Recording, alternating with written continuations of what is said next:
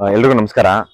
KPCL result ಮತ್ತೆ KSET result village accountant ಏನು notification issues ಇದೆ, ಫೀಸ್ ಪೇ ಮಾಡ್ತಾ ಇರೋದು, ಅದ್ರ ಜೊತೆಲಿ BMTC ಇಶ್ಯೂಸ್ ಏನಿದೆ ಅದ್ರ ಬಗ್ಗೆ ಸ್ವಲ್ಪ ಮಾಹಿತಿ ಕೊಡ್ತೀನಿ.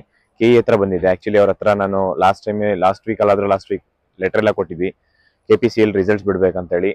ಲಾಸ್ಟ್ ವೀಕ್ ಮಂಡೇ ಬಂದಾಗ ಅವರು ಆಗುತ್ತೆ ಅಂತ ಹೇಳಿದ್ರು.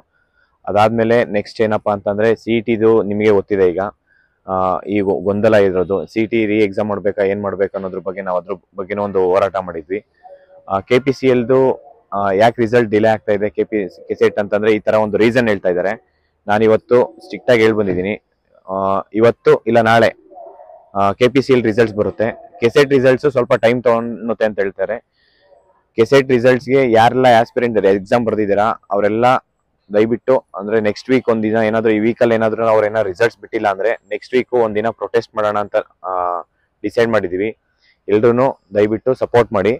ಜೊತೆಲಿ ಏನಪ್ಪಾ ಅಂತಂದ್ರೆ ವಿಲೇಜ್ ಅಕೌಂಟೆಂಟ್ ಡೇಟ್ ಎಕ್ಸ್ಟೆಂಡ್ ಮಾಡ್ತೀನಿ ಅಂತ ಹೇಳಿದ್ದಾರೆ. ಅವರು ಏನ್ ಇಶ್ಯೂಸ್ ಇದೆ ಆ ಇಶ್ಯೂಸ್ ಅವ್ರದ್ದು. ವಿಲೇಜ್ ಅಕೌಂಟೆಂಟ್ ಡೇಟ್ ಎಕ್ಸ್ಟೆಂಡ್ ಮಾಡ್ತೀನಿ ಅಂತ ಹೇಳ್ತಿದ್ದಾರೆ. ಮತ್ತೆ BMTC ಏನ್ ಪ್ರಾಬ್ಲಮ್ಸ್ ಇದೆ, ಲಿಂಕ್ ಇನ್ನೂ ಓಪನ್ ಆಗಿಲ್ಲ ಅಂತ ಹೇಳ್ತಿದ್ದಾರೆ. ಆದಷ್ಟು ಇವತ್ತಿಲ್ಲ ನಾಳೆ ಒಳಗಡೆ ಅದೊಂದು ಇಶ್ಯೂಸ್ ಪ್ರಾಬ್ಲಮ್ ಸಾಲ್ವ್ ಮಾಡ್ತೀನಿ ಅಂತ ಹೇಳಿದ್ದಾರೆ. ಅದಾದ್ಮೇಲೆ ನೆಕ್ಸ್ಟ್ ಏನು ಒಂದು CET ಒಂದು ಎಕ್ಸಾಮ್ ಆಗಿತ್ತು, ಅದನ್ನ ಎಕ್ಸಾಮ್ಸ್ ಮಾಡ್ಬೇಕು ಅಂತ ಹೇಳಿ ನಾವು ಒಂದು ಲೆಟರ್ ಕೊಟ್ಟಿದೀವಿ. ಲಾಸ್ಟ್ ವೀಕ್ ಇಂದ ಅದ್ರ ಬಗ್ಗೆ ಹೋರಾಟನೂ ಮಾಡ್ತಾ ಇದೀವಿ.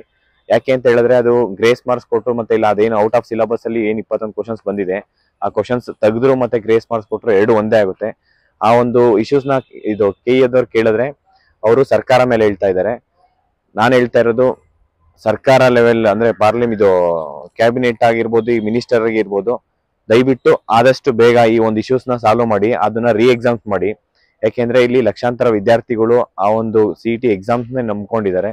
ಆ ಒಂದು ಎಕ್ಸಾಮ್ಸ್ ನ್ಯಾಯಯುತವಾಗಬೇಕು. ಆ ಎಕ್ಸಾಮ್ಸ್ ಎಕ್ಸಾಮ್ಸ್ ಆಗಬೇಕು. ಎಕ್ಸಾಮ್ಸ್ ಆಗಿಲ್ಲ ಅಂತಂದ್ರೆ ನಾವು ಮತ್ತೆ ಒಂದು ಪ್ರೊಟೆಸ್ಟ್ ಮಾಡ್ಬೇಕಂತ ಡಿಸೈಡ್ ಮಾಡಿದೀವಿ. ಆ ಡೇಟ್ ಆದಷ್ಟು ಬೇಗನೆ ತಿಳಿಸ್ತೀವಿ. Thank you so much. ನಮಸ್ಕಾರ.